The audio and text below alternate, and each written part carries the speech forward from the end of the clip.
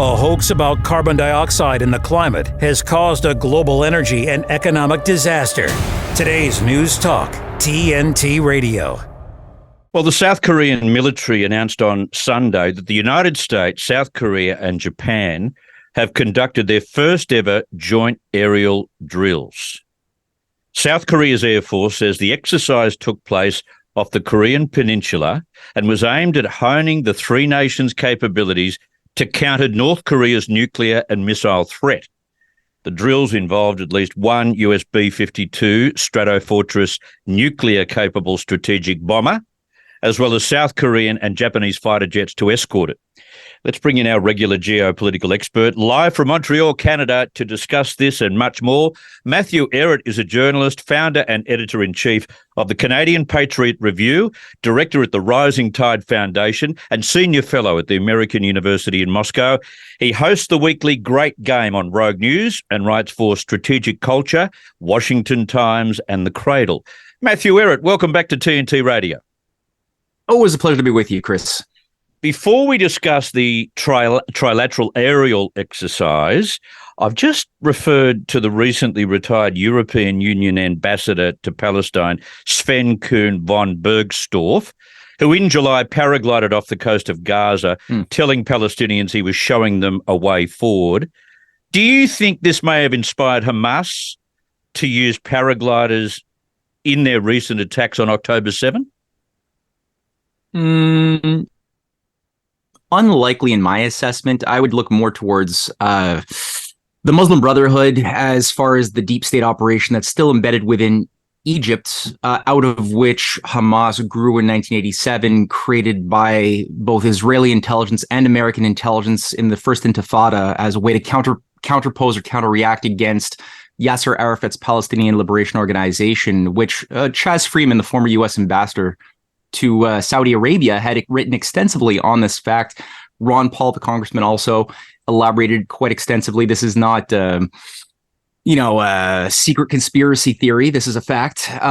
So you have this reactionary regime that was installed there that the former head of Israeli intelligence in 2007 said he wishes would be the representative voice of the Palestinian people in order to have an excuse to go in and reclaim the Gaza as he and those who think like him believe it is their divine right as the chosen people to control all of the greater Israel zone and expel the Arabs. But they need, some provocation, some excuse.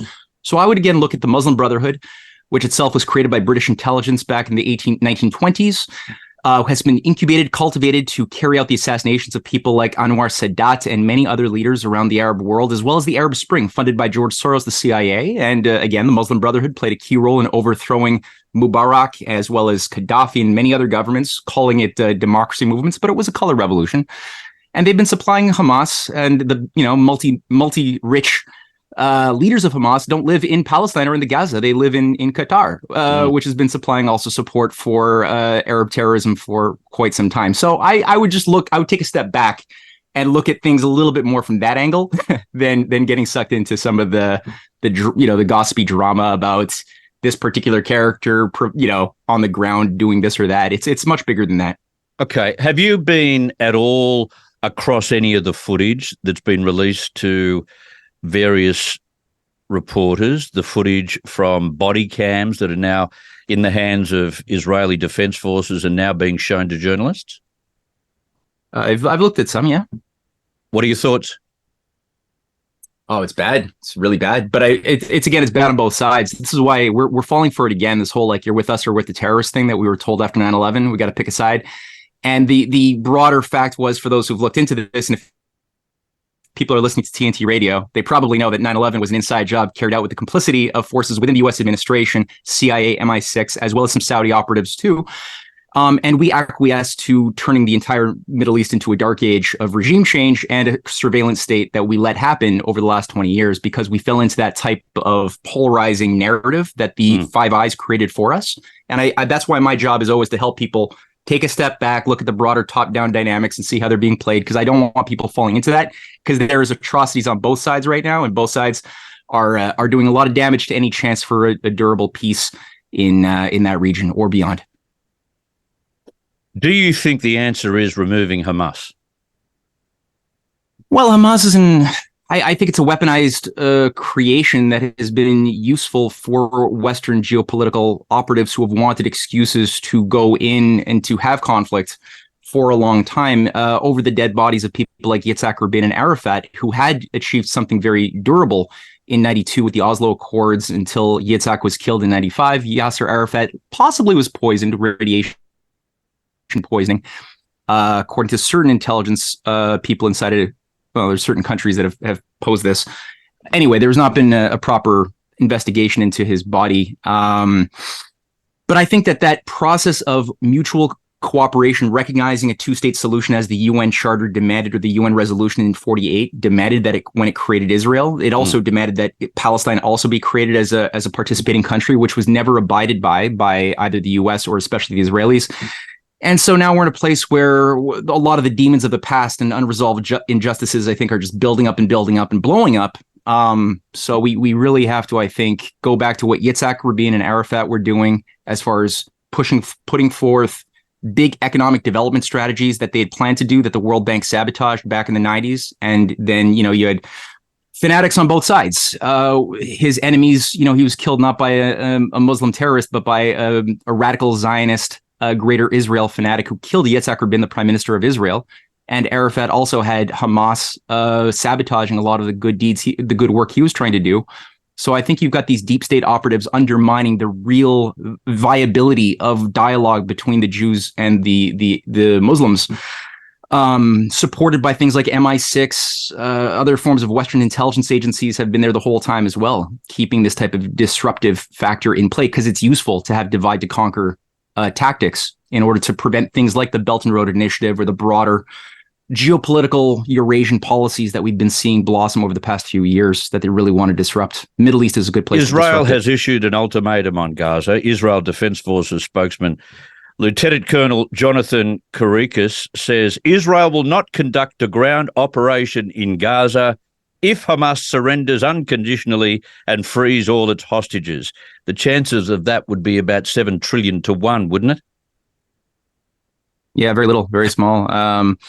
Yeah, no, I mean, I think that what we're toying with here right now, it could escalate more quickly than people realize. Like World War I escalated so fast, nobody imagined within a matter of weeks we'd be at a world war. Now we have nuclear weapons, and the type of decisions Israel has been making, as far as now striking airports in Syria, attacking Lebanon, attacking Egypt. It's like they're trying to pick a fight with the entire Arab world, which itself has military agreements with Russia, with China, that Israel knows, the US knows that these agreements are in place. And so again, if they suck in the entire Arab world into this sort of end times war, this could get incredibly scary so fast, and it's a genie you can't put in the bottle. So I don't think a ground invasion is going to be it'll kill a lot of Israelis. It'll only exacerbate the situation, and the people that they want to fight are underground anyway. They're not above ground. They're in the tunnel system, an elaborate tunnel system below the Gaza. So I mean, you're going to go in, and they've been just bombing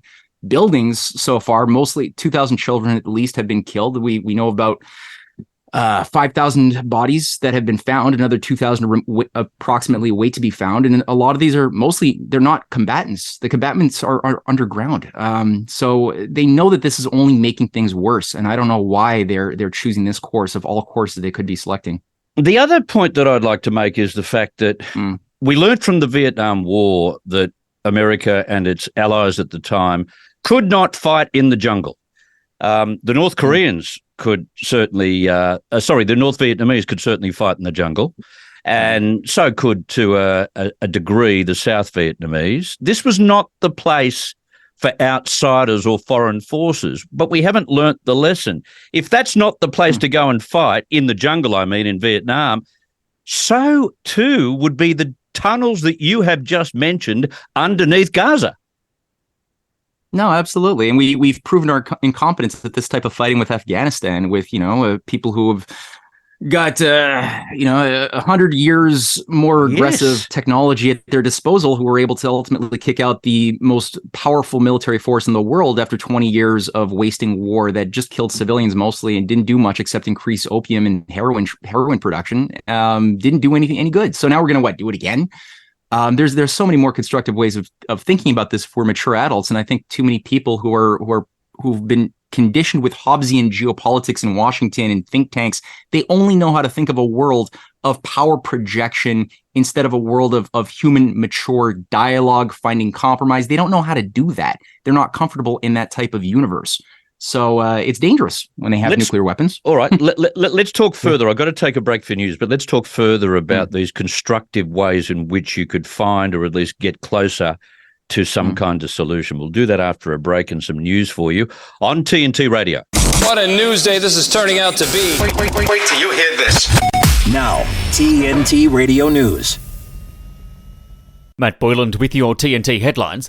Russia has accused 4 European nations of stranding fertilisers at their ports, leaving underdeveloped countries without humanitarian food supplies. Former Pakistani Prime Minister Imran Khan and his cabinet's former foreign minister have been accused of violating the nation's Secrecy Act. Donald Trump has once again repeated his claims that he would prevent World War III if re-elected. And Instagram's parent company has apologised for labelling Palestinian users as terrorists. Silence for thinking differently? Not here. Silence for asking questions? Not here. Silence for discussing the other side of the story? Not on TNT Radio.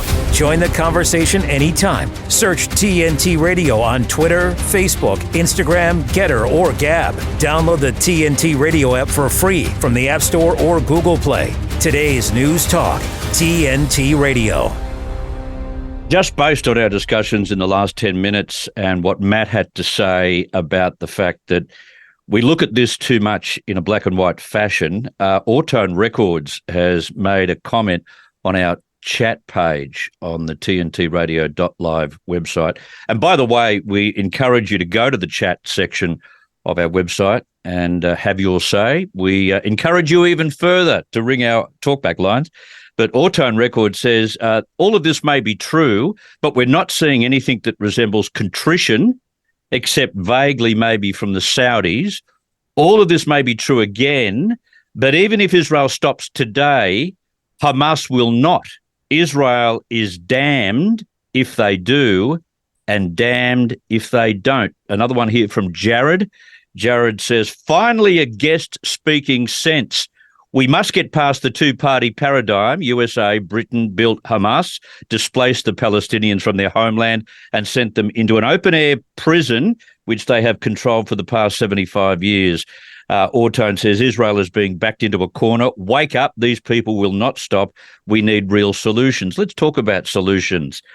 What would be some of the first moves you would make if you were caught up in the middle of all of this, Matt Ehret? Oh, well, that's a great, thank you for that really positive question. Well, I think I've made a reference to both the current Belt and Road Initiative and the broader approach to thinking about macro infrastructure mega projects that provide a vision. And this is the sort of thing that allowed for Saudi Arabia to be persuaded to break from its profile over the past 70 years of being a purely oil geopolitical zone promoting or funding terrorism and radicalizing madrasas on behalf of the CIA, MI6 that created Saudi Arabia back in the 20s anyway. It wasn't even an authentic thing originally, but what caused Saudi Arabia with all of their corruption to break from profile and go for a new policy of developing modernization, infrastructure, manufacturing, science, and most importantly, entente and cooperation with their enemies in Yemen, Iran, Saudi Arabia, who were the rivals of Saudi Arabia for a long time. It was the prospect that you could have a future if you think differently, think about your self-interest differently, and it works. That was what Yitzhak Rabin and Yasser Arafat were discussing when they were charting a big project of, I think they wanted $200 billion. That's what Yitzhak Rabin called for in 1994 to the World Bank for investing in infrastructure. I mean, a friend of mine once said the Middle East needs water, not Henry Kissinger. That's still true. There's a lack of water. It's a desert. So the way to get that is desalination plants. You got to create something which is multi-generational, which will involve people who have a lot of baggage and bad blood to begin to work together for their kids' benefit. So you need infrastructure to give the type of peace process, which looks nice on paper, meaning if it's just on paper and you don't build things, you don't move dirt, so to speak, it won't work. It'll fall back into disarray as we saw in the 90s. So I think the Cairo attempt to create a dialogue process and to defuse the situation was an important one, but we couldn't get any type of resolution. I think it was sabotaged by the U.S. and some European technocrats who wanted a very binary outcome that put 100% of the blame effectively on one side and didn't recognize some of the nuance on the game board. But I think you got to really just look at what the UN has been calling for 70 plus years, or since 1946, which is recognize Palestine as a state, give them a seat at the table, build projects, and do it with the view of the multipolar alliance. They're setting the tone, the tempo for it in a nice way. Egypt and Saudi Arabia and UAE and Ethiopia are all going to be on board with Iran pretty soon, building rail together, with Russia, China, and India playing a big part of that.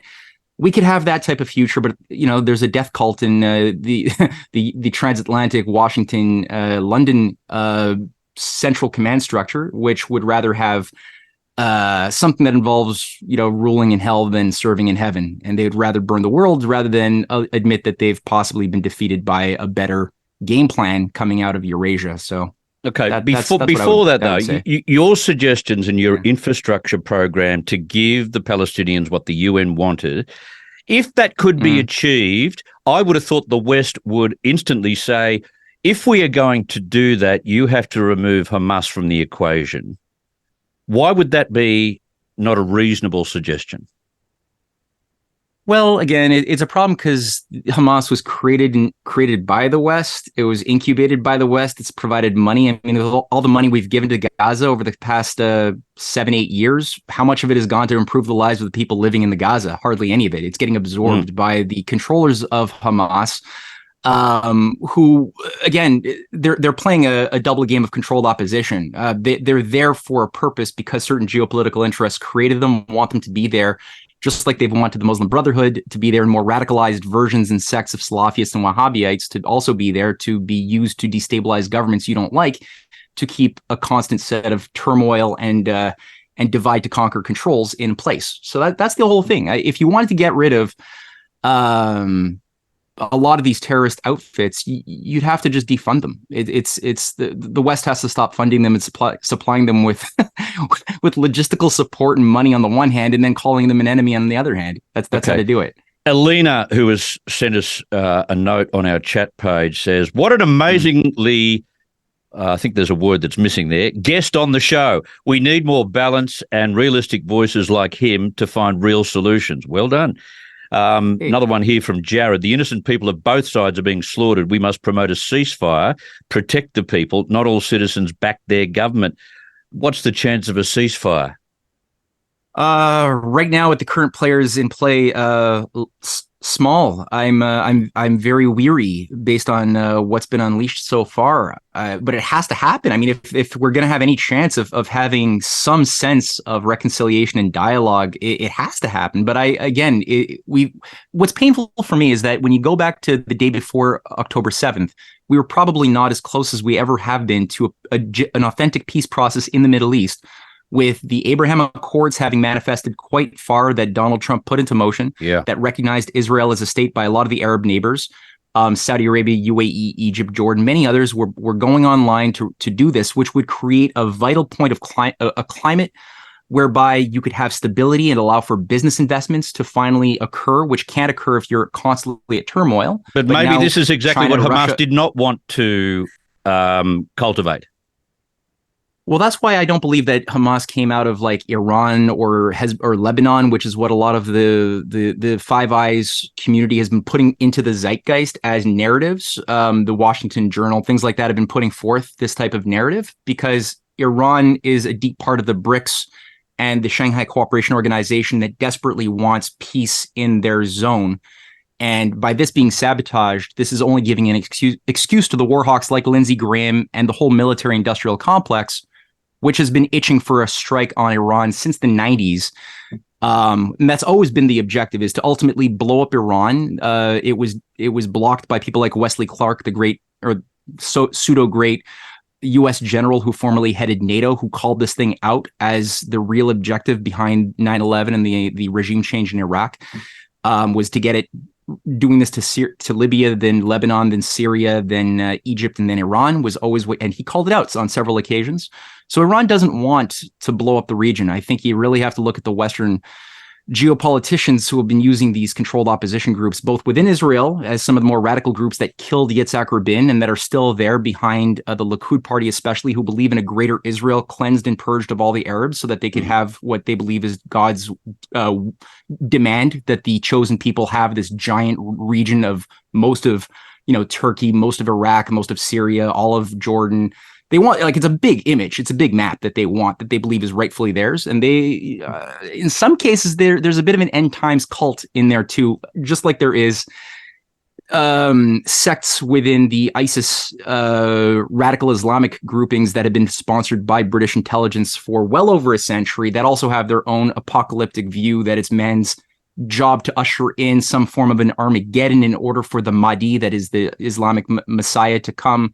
The Zionists have their own variation that's been cultivated over the years, which good Jews who are reasonable know is garbage, but those are not the ones who get MI6 sponsorship. And the same thing for a lot of the Christian fundies who believe it's their job to usher in, the George Bush, I get high on Jesus types, who believe it's their job to usher in Armageddon so that they can fulfill the book of Revelation, and then the Messiah will come for a second time. The Jews who get killed along the way, so whatever, they'll be reborn and live forever as Christians anyway. So there's a crazy factor at play, which is what concerns me too. Okay, is why I'm saying this, I guess. What do you think's going on in the Pacific when you've got South Korea, the United States, and Japan for the very first time ever conducting aerial trilateral exercises? They say it's about North Korea. It's a little bit about China as well, isn't it? Yes, entirely about China. And I mean, what a great accomplishment that Biden brought together the leadership of South Korea and Japan to have a peace process a few months back. And now they're doing these joint military drills. Like, what a great accomplishment. Yeah, true. Two military colonies of the U.S., one of which that hosts 28,000 U.S. military forces and a giant THAAD missile shield, South Korea, and bioweapons facilities, as well as Japan that hosts 50 billion American troops. Oh, am I still there? I don't hear you. I can hear you loud and clear. Oh, okay. Okay, cool. You got Japan, that is a colony, a satrap that hosts 50,000 U.S. military troops, has a massive forward basing operation as part of an encirclement of China. And they've been using the excuse of crazy North Korea for many, many, many years to justify the growth of U.S. military systems, and especially the ballistic missile shield in the THAAD structure in South Korea. So now, okay, you've officially now got them together, and they're jointly working under the control of the U.S. military, and they're saying it's about North Korea. Not really. It's about Russia primarily, and China big time, that they're trying to encircle. Yeah. Exactly. Given that Russia, you mentioned Russia, has military bases in Syria, and we've had these two airports bombed on two occasions in the space of 3 weeks, will Israel's attacks on Syria threaten to bring Russia into this Middle Eastern conflict? That's the concern. That's the concern, that Russia might have their hand forced. I would think that that Russia would only risk doing something that would open the door to full-scale nuclear war if they were existentially threatened, and I don't think we're there yet. But there's certainly hypersonic missiles that are mounted, that are within Russian submarines as well, in and around the Atlantic, the Mediterranean, the Black Sea. You've got Chinese military systems in the vicinity. Iran has been, I think, using a lot of temperance to avoid getting pulled in, but their foreign minister has been very strong in his voice that if we continue to bomb civilian centers, then they're going to be forced to start defending those living there, which might pull them in a more broad fashion. And you got neocons gunning for it, wishing that they do, so that they have an excuse to strike Iran, and that's full out war. Iran's got major security deals with both China and Russia. So yeah, I'm concerned. Now, meanwhile, talking still about Russia, the Turkish president announced on Monday his signing of Sweden's NATO accession protocol and sent it to the Grand National Assembly of Turkey for ratification. How will Russia react to further expansion of NATO? Which is why, of course, part of the reason is they're in Ukraine. Well, it's certainly a stupid decision, and Russia, I don't think they're as they're not as afraid of Finland or Sweden as they are of Ukraine, because Ukraine has had more focused incubation of hardcore killer glorifiers of Bandera and World War II Nazis that are their heroes. Yeah. Whereas that culture hasn't been incubated to that extent in any measure, even though Finland and Sweden both have hardcore Nazi skeletons in their closet that are dangerous as cultural artifacts. It's not nearly as dangerous. However, the actual admission of Sweden is still far removed from reality, and the Turkish parliament still has to approve it. Hungary still has to ratify it. I doubt it'll pass those hoops necessarily. There has to be a lot of threats and intimidation for that to happen. But yeah, Russia's not happy. Let's talk about, just very briefly, let's talk about the Palestinian reaction to what occurred on October 7. We saw cheering in the streets. It's not out of the ordinary. We've seen it many times before when Israeli lives have been taken. One of our listeners, Chris, has written on the chat line and said, they all come out cheering when Israel is attacked, and they all benefit from a stipend from their government if they murder one for the cause, a stipend supplied to Hamas from Western governments' taxpayer money through the UNWRA. It seems as if the hatred, though, is almost something that will never be solved, Matt, irrespective of what nations want to do with the infrastructure or whether Hamas is in the equation or out of the equation.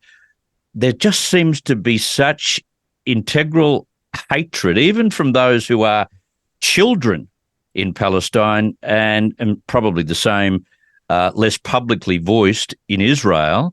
And you just wonder whether there's any solution in this particular generation.